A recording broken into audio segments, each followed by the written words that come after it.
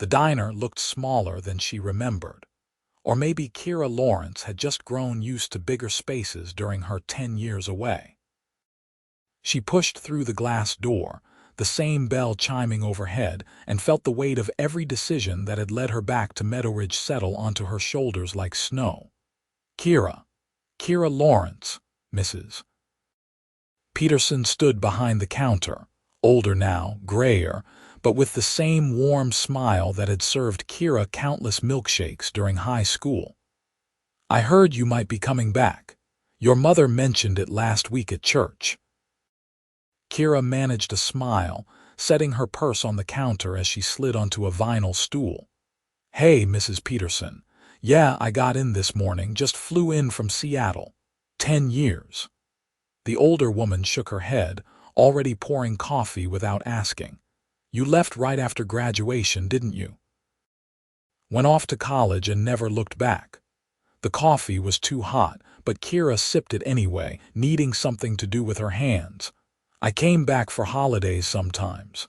Quick visits don't count, honey. Your mama missed you something fierce, Mrs.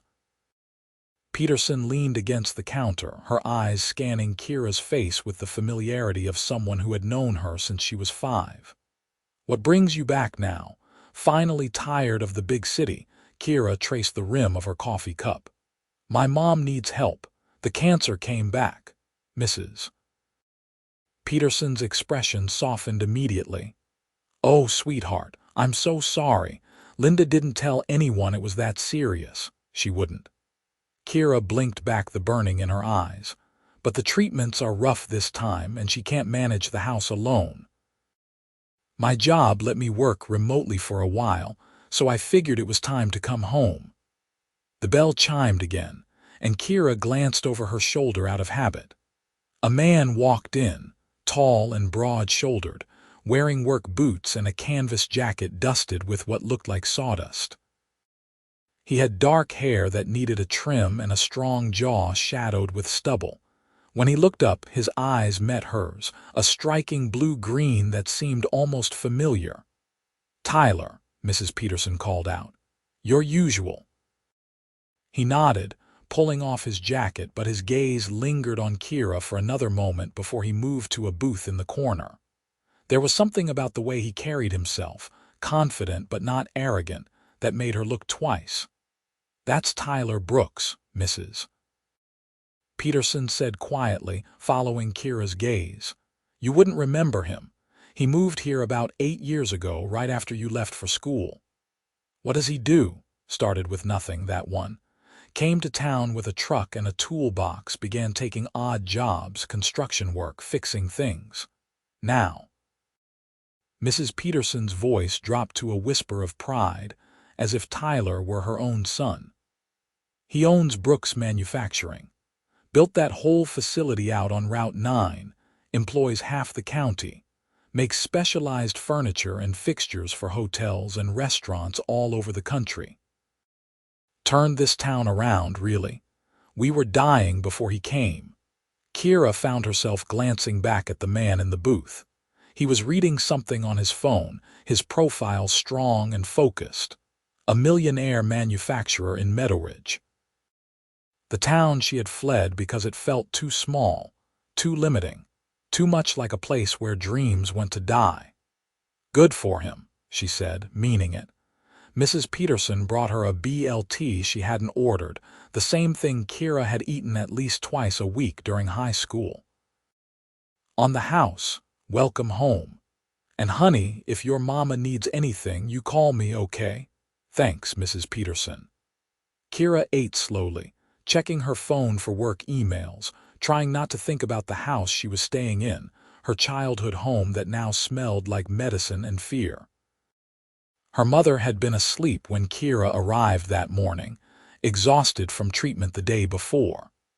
The nurse who came daily had said Linda would probably sleep until afternoon. When Kira looked up again, Tyler Brooks was standing at the counter, paying his bill. Up close, he was even more striking, with a presence that filled the small diner. He looked at her again, and this time he spoke. "You're Linda Lawrence's daughter." It wasn't a question. Kira straightened on her stool. I am. How did you know you look like her? And this is Meadowridge. Word travels. He extended a hand. Tyler Brooks. His handshake was firm, his palm calloused from work despite whatever millions he had made. Kira Lawrence. I know your mother. She volunteered to help set up our employee lounge last year, insisted on making it feel homey. Brought in plants and artwork, organized the whole thing. His expression softened. I heard she's sick again. I'm sorry. Thank you. Kira wasn't sure what else to say. This stranger seemed to know her mother better than she did lately. If you need anything while you're back, let me know. Your mom is good people. He nodded to Mrs. Peterson and headed for the door. Kira watched him go, something uncomfortable twisting in her chest. Good people. Her mother was good people, the kind who stayed and built a life in a small town and volunteered to make factory lounges feel like home. And Kira. She had run the moment she could, chasing something bigger, something more, until her mother got sick and reminded her what actually mattered. The afternoon stretched long as Kira unpacked her suitcase in her old bedroom, the walls still painted the pale purple she had chosen at 15. Her mother woke around 3, weak but smiling, and they sat together in the living room drinking tea and catching up on 10 years of distance that couldn't be bridged in one afternoon. You didn't have to come, Linda said, but her eyes were wet with gratitude. Yes, I did. Kira held her mother's thin hand. I should have come sooner. You were living your life. That's what you were supposed to do. But as Kira helped her mother to bed that evening, she wondered if she had been living a life or just running from one. The next morning, Kira drove into town to pick up prescriptions and groceries. Meadowridge looked different in daylight, smaller but also somehow more solid than she remembered. New shops had opened on Main Street. The old hardware store had been renovated into a coffee shop. And on Route 9, just outside town, she saw it. Brooks Manufacturing, a sprawling modern facility with clean lines and large windows, the parking lot filled with trucks and cars. She slowed without meaning to, taking in the sight. This was what Tyler Brooks had built. What one person with determination could create, even in a place like Meadowridge. It made her own accomplishments in Seattle feel suddenly hollow. She had a good job in marketing, a nice apartment, a busy life. But had she built anything? Had she created something that mattered? At the pharmacy, the clerk recognized her immediately. At the grocery store, 3 people stopped her to ask about her mother. By the time Kira loaded the car and started home, she felt exhausted by the constant familiarity, the way everyone knew everyone, the way privacy didn't exist. She was loading groceries into the house when a truck pulled into the driveway. Tyler Brooks climbed out, carrying a large cardboard box. "Afternoon," he called, walking up the path. "I hope I'm not intruding. I brought some meals. Figured cooking might be tough right now." Kira stood with a bag of groceries in her arms, surprised. "You didn't have to do that." "I know, I wanted to." He set the box on the porch. "There's a lasagna, some soup, chicken and rice and a few other things, all homemade by our company chef. We have a cafeteria at the factory and Maria cooks enough to feed an army." "That's incredibly kind." Kira set down her grocery bag and opened the box. The containers were labeled and dated, everything organized perfectly. "Thank you, really." "How's your mom doing?" "Tired." "The chemo is rough this round." Tyler nodded, his expression understanding in a way that made Kira think he had personal experience with this kind of thing. "If she's up for visitors, I'd like to stop by sometime. She told me I worry too much, but I like to check on people." "She'd probably love that." Kira tucked a strand of hair behind her ear, suddenly aware that she was wearing old jeans and a sweatshirt, no makeup, looking nothing like the polished professional she was in Seattle. "Can I ask you something?" "Sure." "Why Meadowridge, Mrs.?" Peterson said you came here 8 years ago and built all this. You could have gone anywhere. Tyler leaned against the porch railing, considering the question. I grew up in a small town in Montana. Left when I was 19, spent years in Chicago working for other people, building their dreams. When I finally saved enough to start my own business, I didn't want the city. I wanted space to think, lower costs, a place where I could actually make a difference. Meadowridge was struggling. The textile mill had closed, people were leaving, I saw potential. And now you employ half the county. He shrugged. I employ good workers who deserve good jobs. It's not charity. They earn every penny. There was no false modesty in his voice, just plain honesty. Kira found herself liking him, this stranger who had built something real in the town she had abandoned. I should let you get back to your mom, Tyler said, pushing off the railing. But like I said, if you need anything, call. Your mom has my number, or you can reach me at the factory. Thank you, Tyler. This really means a lot. He paused at his truck, looking back. It's good that you came home. She needs you right now. The words sat heavy in Kira's chest as she watched him drive away. Good that she came home. As if leaving had been wrong, as if all those years building her career and her life had been a mistake. She shook off the feeling and carried the groceries inside. Her mother was delighted by the meals, and that evening they ate Maria's lasagna together while watching old movies. Linda talked about Tyler, about how he had transformed the town, about the community programs he funded and the scholarships he had created for local kids. He's not married. Kira asked, trying to sound casual. Linda smiled knowingly. No, the whole town has tried to set him up, but he's picky. Works too much, they say, though I think he's just waiting for the right person. Kira didn't respond, but that night, lying in her old bed, she thought about Tyler Brooks and the life he had built in the place she had left behind. The next few days fell into a rhythm. Kira worked her remote job in the mornings while her mother rested, attended afternoon doctor's appointments and treatments, and spent evenings trying to make her mother comfortable. It was exhausting and humbling, and nothing like her life in Seattle. On Thursday, Tyler stopped by again, this time with flowers from his garden and a book he thought Linda might enjoy. He sat with her for an hour, talking about the factory and town gossip and making her laugh in a way Kira hadn't heard in days. When he left, Linda squeezed Kira's hand. He's a good man, she said simply. I can see that. Single too, Mom. Just saying.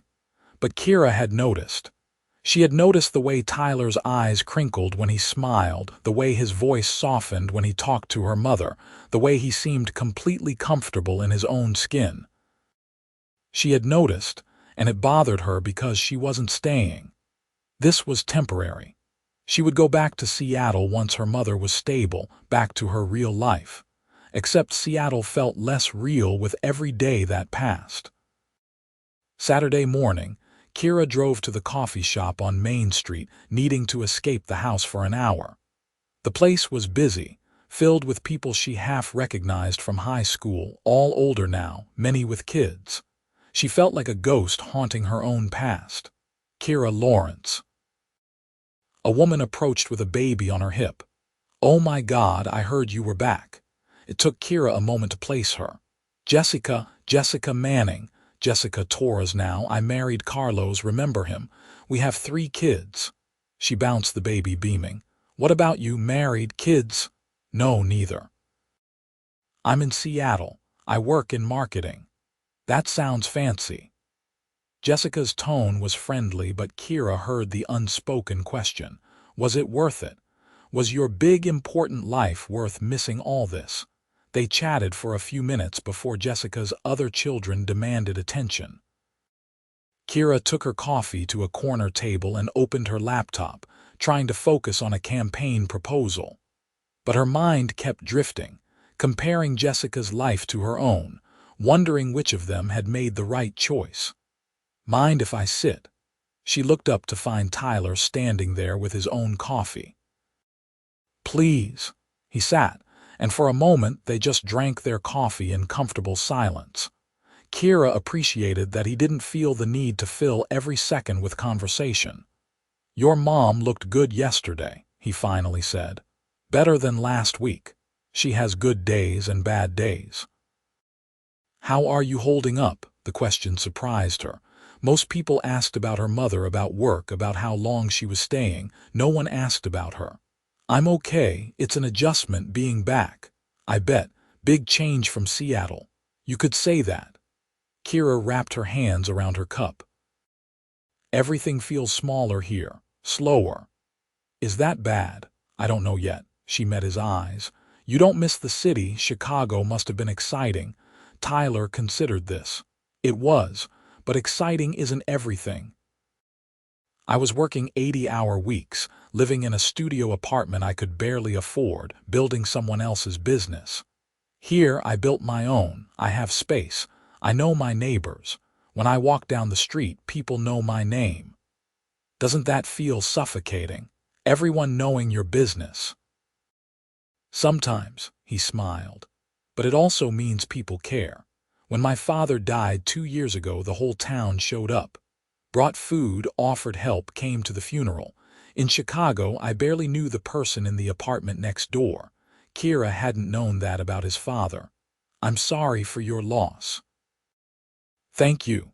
It's why I understand what you're going through with your mom. It's hard, watching someone you love get sick." They talked for another hour, and Kira found herself relaxing in a way she hadn't in years. Tyler was easy to talk to, intelligent without being pretentious, successful without needing to prove it. He asked about her work, actually listening to her answers, and shared stories about the challenges of running a manufacturing business that made her laugh. When they finally left the coffee shop, he walked her to her car. "I'm glad you came back," he said. "For your mom, obviously, but also it's nice to meet you. It's nice to meet you too."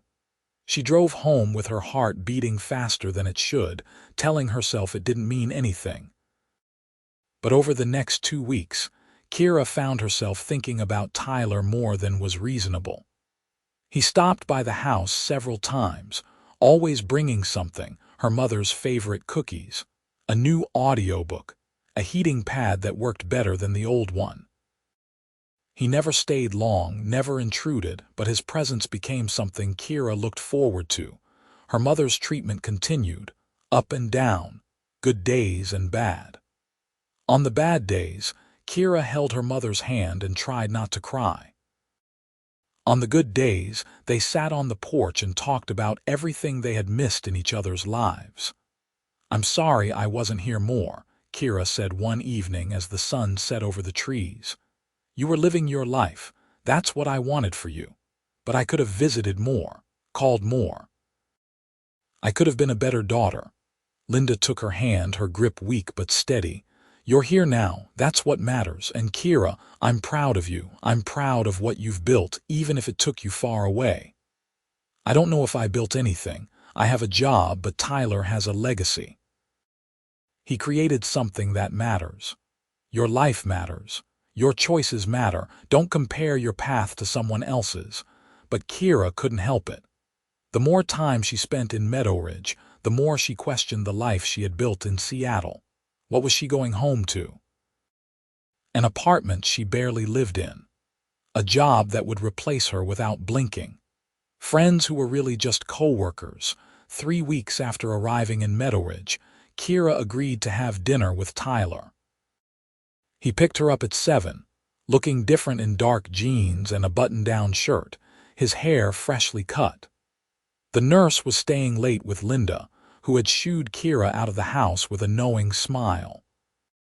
Tyler took her to a restaurant in the next town over, a nice place with white tablecloths and candles.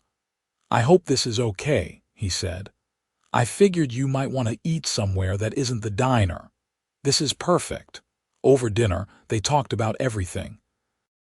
He told her about starting his business, about the failures and setbacks, about the moment he realized it was actually working. She told him about leaving Meadowridge, about feeling trapped and desperate for something bigger, about the guilt she carried for abandoning her mother. "You didn't abandon anyone," Tyler said firmly. "You were 18. You were supposed to leave, supposed to explore the world. That's not abandonment, that's growing up." "Then why does it feel like I missed everything important?" "Because you love your mom and she's sick. You would feel guilty no matter what, but Kira, she's proud of you. Anyone can see that." "Are you close with your family?" Kira asked, changing the subject. My dad died, like I mentioned. My mom passed when I was in college. No siblings, it's just me now." He said it matter-of-factly, but Kira heard the loneliness underneath. "That must be hard." "It is. But it's also why I care so much about community. The people here, my employees, they're my family now. Found family, I guess you'd call it." Kira understood that more than she expected. Her Seattle friends felt like acquaintances compared to the connections people had here. Connections built over years of showing up, of being present.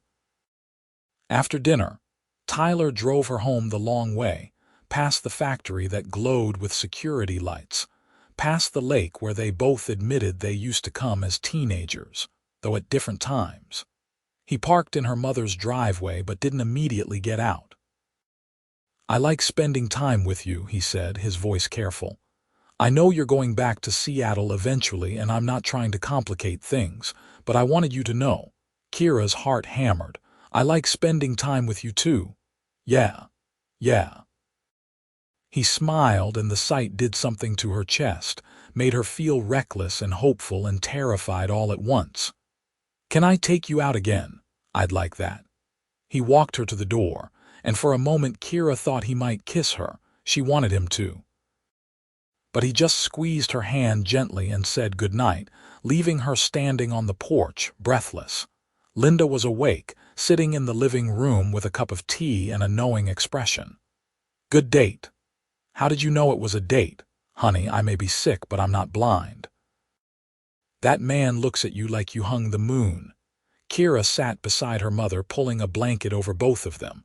"I don't know what I'm doing, Mom. I'm leaving in a few weeks." "Are you?" "My job is in Seattle. My apartment, my life." "Is that the life you want?" The question kept Kira awake half the night. What did she want? A month ago she would have said yes without hesitation. But now, after weeks in Meadowridge, after meeting Tyler, after reconnecting with her mother, she wasn't sure anymore. They fell into a pattern after that. Tyler took her to dinner twice a week, always somewhere nice, always treating her like she was precious. They walked around the lake, talking for hours. He showed her the factory, introducing her to employees who clearly adored him, showing her the processes and products with genuine pride. She saw how he interacted with people, with respect and kindness, how he remembered details about their lives, their kids, their struggles. "You're a good boss," she told him as they sat in his office after the tour. "I try to be. These people took a chance on me when I was nobody. I owe them everything. You don't see yourself clearly. You're not just a good boss, Tyler. You're a good person." He looked at her for a long moment, something intense in his eyes. "You make me want to be better." The air between them felt charged, heavy with things unsaid. Kira stood, suddenly needing space, and walked to the window overlooking the factory floor. "How do you know when you're in the right place, doing the right thing?" Tyler came to stand beside her. "I think you just know. It feels right even when it's hard. Does Seattle feel right? It used to."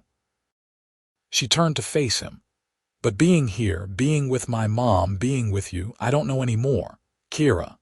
He said her name like a prayer. "I know this is complicated.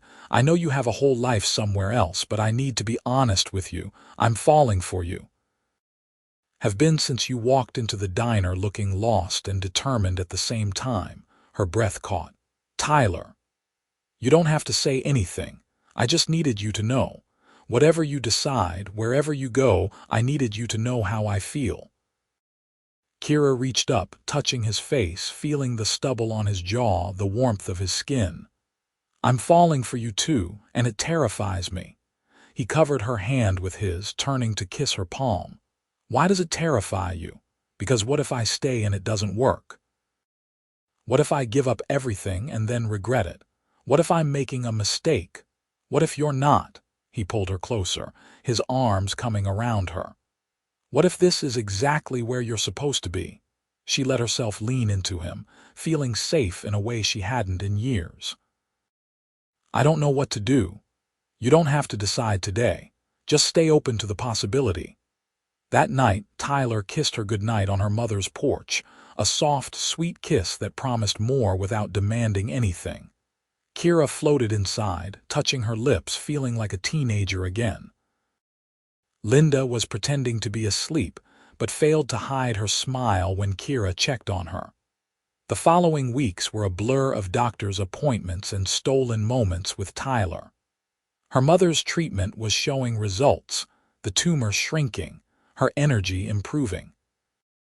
Linda started talking about the future again, making plans for the garden in spring, discussing a trip she wanted to take once she was stronger. And Kira's remote work deadline was approaching. Her boss had been patient, but they needed her back in the office. She had 2 weeks to decide: return to Seattle or find a way to stay. The decision should have been easy. She had built a career in Seattle, had worked hard to establish herself. But every time she thought about leaving Meadowridge, about leaving her mother and Tyler, her chest ached. What would I even do here? She asked Tyler one evening as they sat by the lake. My career is in marketing. There aren't exactly a lot of opportunities in Meadowridge. Tyler threw a stone into the water, watching the ripples. You could start your own consulting business. Work with small businesses, help them grow. God knows half the shops in town could use professional marketing help. That's not the same as working for a major firm. No, it's not. It's building something of your own. It's making a direct impact on people's lives. He looked at her. But I'm biased. I want you to stay. I want to see where this goes between us. I want to wake up knowing I might see you that day. Tyler. I love you. He said it simply, honestly. I know it's fast. I know it's complicated, but I love you, Kira. I love your strength and your vulnerability. I love how much you care about your mom. I love the way you challenge me and make me laugh. I love you and I want you to stay. Tears spilled down her cheeks. I love you too, but I'm scared. Of what? Of making the wrong choice. Of giving up too much. Of not being enough.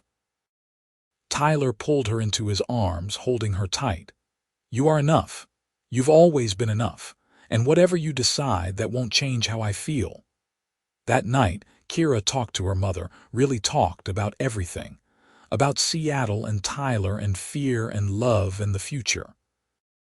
Baby girl, Linda said, holding Kira's hands. I'm going to tell you something and I want you to really hear me. Life is short. I know that better than anyone right now. And the only thing that matters, the only thing that truly matters is love. Not jobs, not cities, not what other people think. Love, do you love him? Yes. Does he make you happy? So happy, Mom, happier than I've been in years. Then stay. Build a life with him. Build something here. You can always go back to Seattle if it doesn't work out, but Kira, I don't think you'll regret staying. I think you'll regret leaving. The next morning, Kira called her boss and resigned.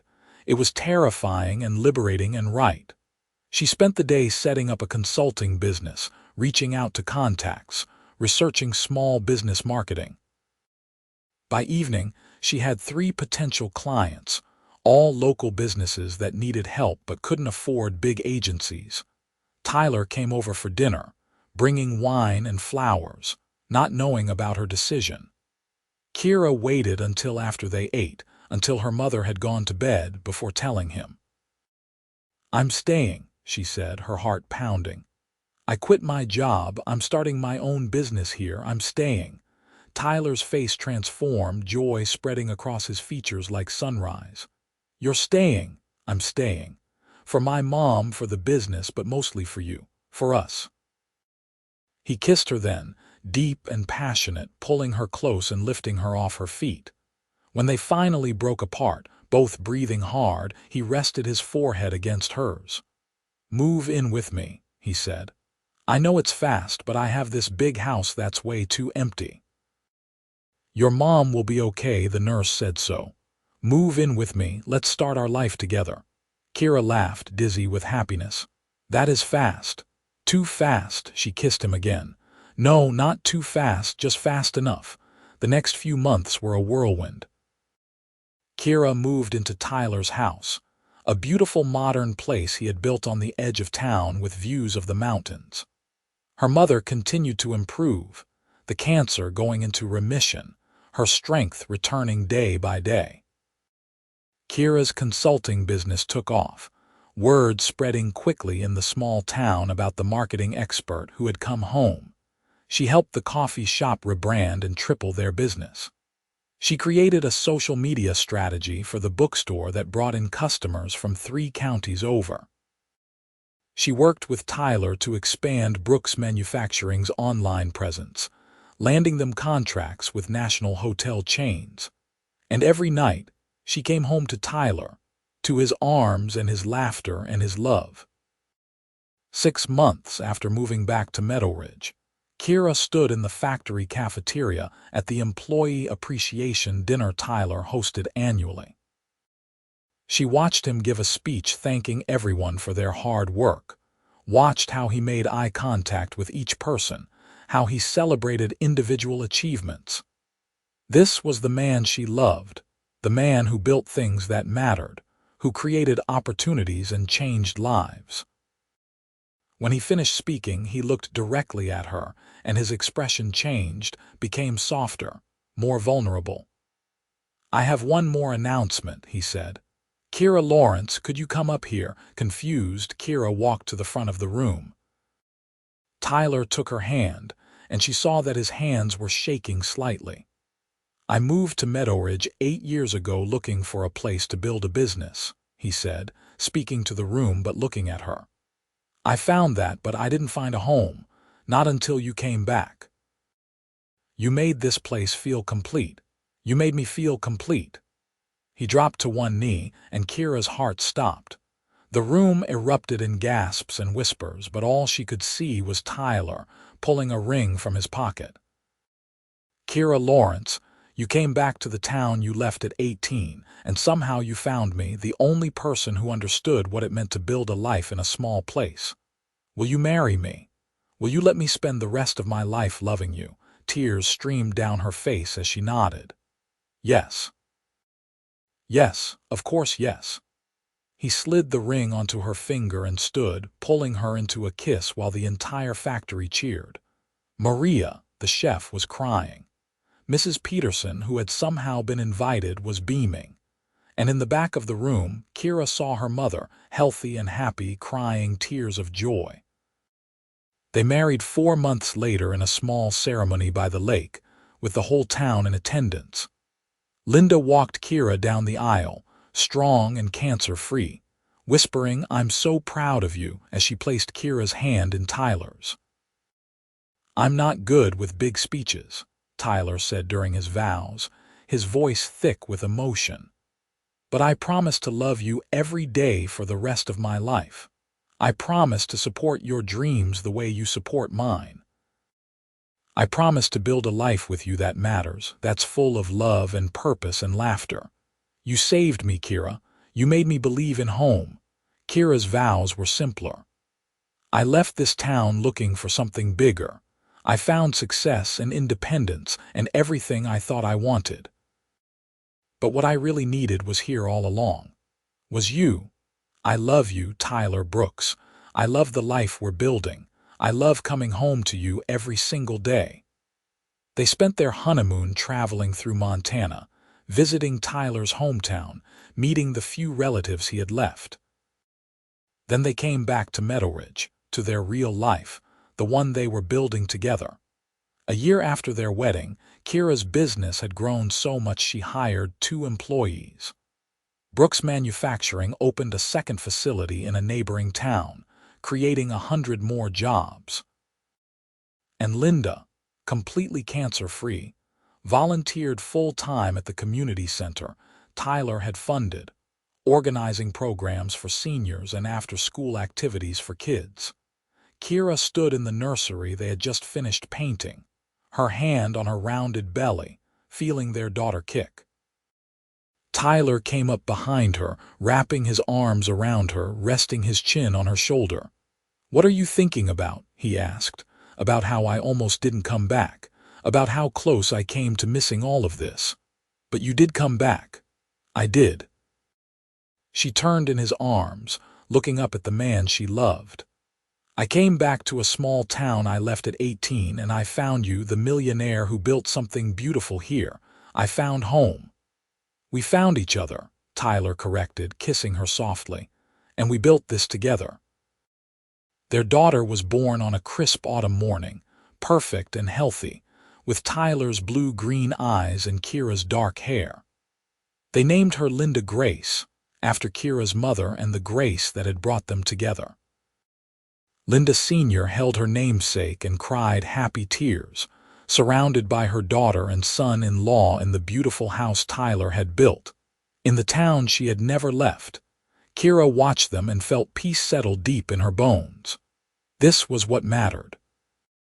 Not corner offices or city lights or impressive job titles. This: family, love, community. A life built with intention and care in a place that felt like home. Tyler caught her eye and smiled, that same smile that had made her heart race in the diner all those months ago. He reached for her hand, lacing their fingers together, and Kira knew with absolute certainty that she had made the right choice. She had come back to Meadowridge looking for a way to help her mother. She had found that, but she had also found Tyler, found love, found herself. She had discovered that sometimes the life you were meant to live was waiting in the place you thought you left behind. Years passed in a beautiful blur. Kira's business thrived, expanding to work with businesses across 3 states. Tyler's company continued to grow, but he never lost sight of what mattered, always putting people first, always investing in the community. They had 2 more children, a son they named Thomas after Tyler's father, and another daughter, Sophie, who looked just like Kira. Linda lived to see all 3 grandchildren grow, her cancer never returning, her days filled with joy and purpose. She and Kira grew closer than ever, the distance of those 10 years finally healed by the years they spent side by side. On their 10th wedding anniversary, Tyler took Kira back to the lake where they had spent so many evenings talking and dreaming. Their kids were at Linda's house for the night, giving them rare time alone. "You ever regret it?" Tyler asked, holding her close as they watched the sunset. Leaving Seattle, giving up that career, Kira thought about the woman she had been, driven and ambitious and convinced that happiness existed somewhere else, somewhere bigger. Then she thought about the life she had now, the business she had built, the family she had created, the man who loved her completely. "Never," she said, meaning it with her whole heart. "Not for a single second." "Good." He kissed her temple. "Because I can't imagine my life without you. This town, this business, none of it meant anything until you came home." "I love you," Kira said, the words as true as the first time she had spoken them. "I love you too. Always." They sat by the lake until the stars came out, talking about everything and nothing, making plans for the future, remembering the past.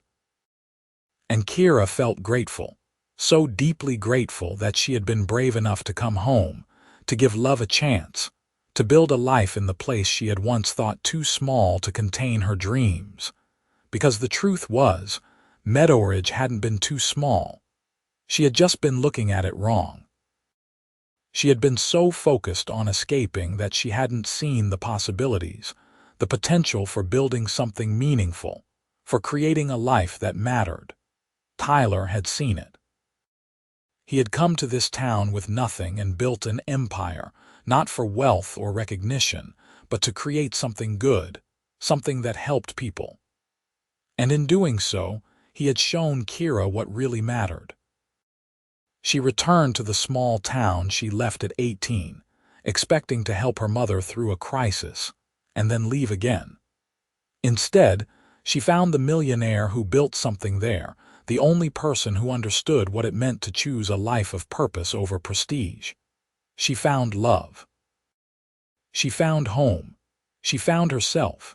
And that, Kira thought as Tyler pulled her to her feet and spun her around, laughing under the stars, that was the greatest success of all. Not the job titles or the money or the impressive resume, but this. The laughter and the love and the life they had built together, in a small town that turned out to be exactly big enough for all their dreams. They drove home to their children, to Linda waiting with stories about the kids' antics, to the house that felt warm and lived in and perfect. Kira tucked each child into bed, kissing their foreheads, whispering how much she loved them. Then she and Tyler sat on their back porch, his arm around her shoulders, watching the lights of town twinkle in the distance. "Happy anniversary," Tyler murmured. "Happy anniversary," Kira replied, snuggling closer. And as they sat together in the peaceful darkness, surrounded by everything they had built, Kira knew she was exactly where she belonged. She had come full circle, from the girl desperate to escape to the woman who chose to stay, and in doing so, she had found everything she had been searching for: love, purpose, home. All of it waiting for her in the small town she left at 18, in the arms of the millionaire who built something beautiful there, the only person who could show her that sometimes the biggest dreams come true in the smallest places.